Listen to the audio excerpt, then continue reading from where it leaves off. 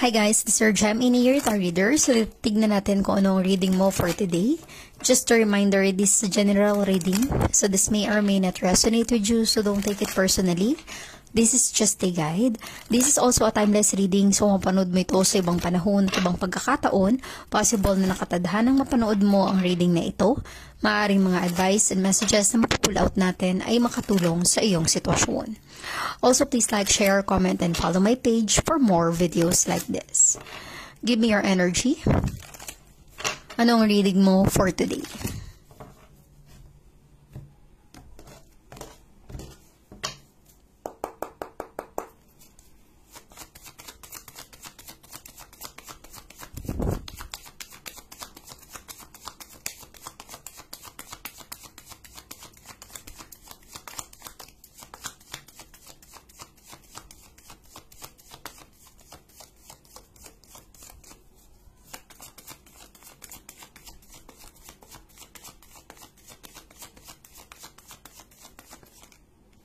Okay.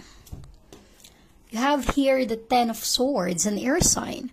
Maaaring ka ay air sign, Gemini, Libra, and Aquarius, or posibleng connected ka with an air sign, Gemini, Libra, and Aquarius. Posible rin na may letter J sa pangalan mo or sa pangalan ng person na involved sa'yo. Okay? Ten of Swords is all about ending of so much pain, problems in your life, and embracing a new beginning. Ibig sabihin nito, posibleng magkakaroon ng pagbabago or change sa sitwasyon mo.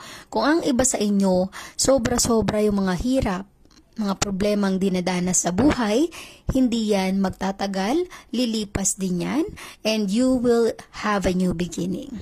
Maaring bago matapos ang taon na ito, maramdaman or maranasan mo na yung pagbabagong yan, yung tipong unti-unting giginhawa ang iyong buhay, posibleng sa pagpasok ng bagong taon, okay? Maaaring yun na yung new beginning para sa iyo.